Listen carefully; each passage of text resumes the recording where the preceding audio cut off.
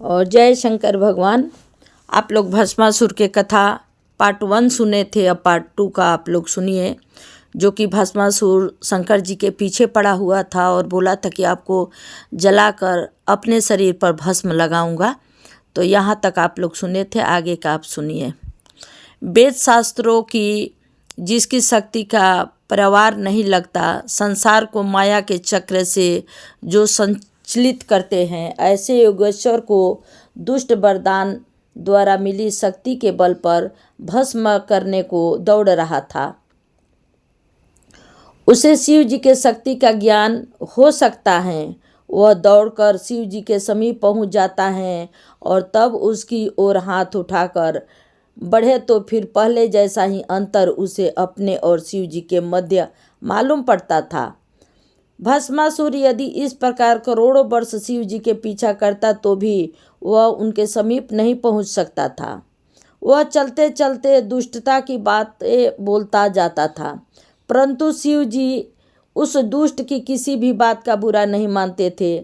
भक्तों के प्रेम और आत्मा की सरलता पर देवता मुग्ध होते हैं। भक्ति और आक्रमण का भय देवताओं को बस में नहीं कर सकता। भस्मासुर शिव जी के पीछे उन्हें पकड़ने के लिए अपना हाथ बढ़ाए दौड़ते दौड़ते थक गया, परंतु वो शिव जी को पकड़ नहीं सका। इधर पार्वती जी ने लक्ष्मीपति भगवान विष्णु का ध्यान किया और प्रार्थना की।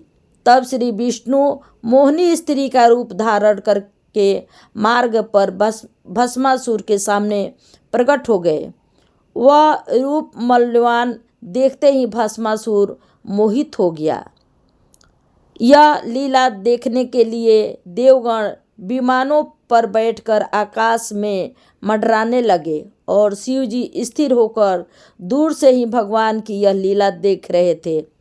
उसकी ऐसी मोहनी अवस्था देखते ही मोहिनी ने नृत्य आरंभ कर दिया। मोहित अवस्था देखते ही मोहिनी ने नृत्य आरंभ कर दिया। मोहिनी का नृत्य देखकर भस्मासुर अत्यंत मुग्ध हो गया और जहाँ खड़ा था वहीं एक टक खड़ा रह गया। भस्मासुर मोहिनी के रूप की प्रशंसा करने लगा। रूपगनी, तुम्हारी सुंदरता पर पार्वती और लक्ष्मी भी निशावर हो सकती हैं। तुमने अपने नेत्र बाणों से मेरे मृग मन को घायल कर दिया है। अब अधिक दुख न दो। मुझे अपने हाथों जयमाला पहनाकर अपना दास बना लो।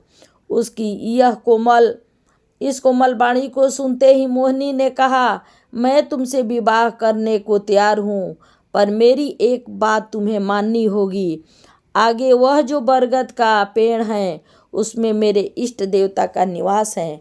उसके सामने मैंने ऐसा प्रण किया है कि अपना विवाह करने से पहले अपने होने वाले पति के साथ वृक्ष के नीचे आकर दोनों साथ साथ नृत्य गायन करेंगे और इष्ट देव को प्रसन्न करेंगे। इसलिए उस वृक्ष के नीचे जाकर जिस प्रकार मैं नाचूंगी वैसे ही तुम्हें भी उसी तरह मेरे साथ नृत्य करना होगा।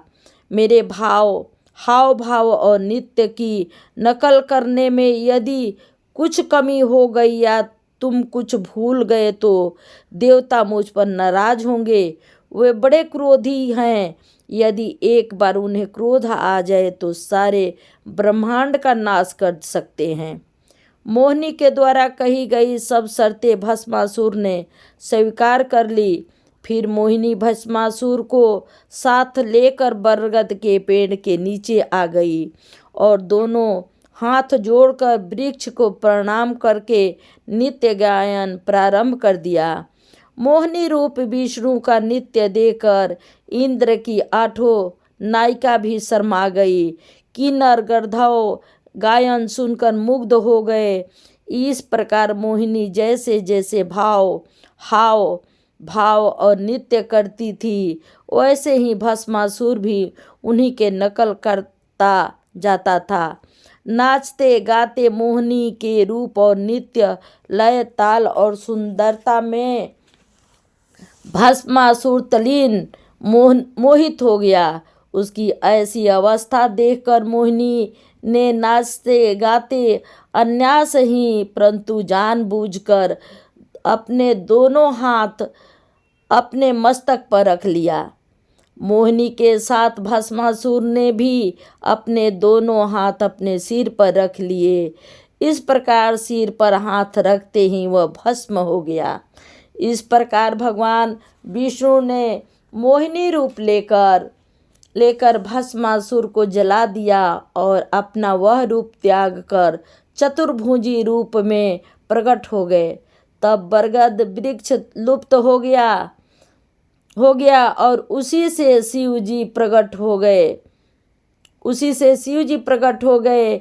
उस समय शिव विष्णु दोनों देवता गले मिले। यह दृश्य देखकर देवताओं ने प्रसन्नता से फूलों की वर्षा की। विष्णु के मोहिनी रूप को देखकर शिव जी का वीर्यपात हुआ। वह पृथ्वी पर गिरकर 8 भागों में बट गया। उसी के प्रभाव से 8 भौम उत्पन्न हुए जो शिव जी के अंश माने जाते हैं। भस्मासुर के मरने का समाचार तीनों लोकों में फैलते ही सबको आनंद हुआ। शिव विष्णु दोनों साथ साथ हाथ में हाथ पकड़े कर कैलाश पर्वत लौट आए। तभी पार्वती जी प्रकट होकर सन्मुख आई और उनकी 16 प्रकार से पूजा की। जय शंकर भगवान की जय।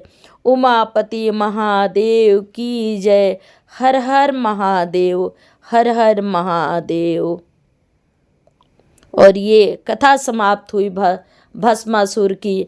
आगे कथा मैं आप लोगों को और सुनाऊंगी और कमेंट करके आप लोग बताइएगा कि ये कथा आप लोगों के कैसी लगी और ज़रूर कमेंट कीजिएगा कथा सुनने के बाद। हर हर महादेव।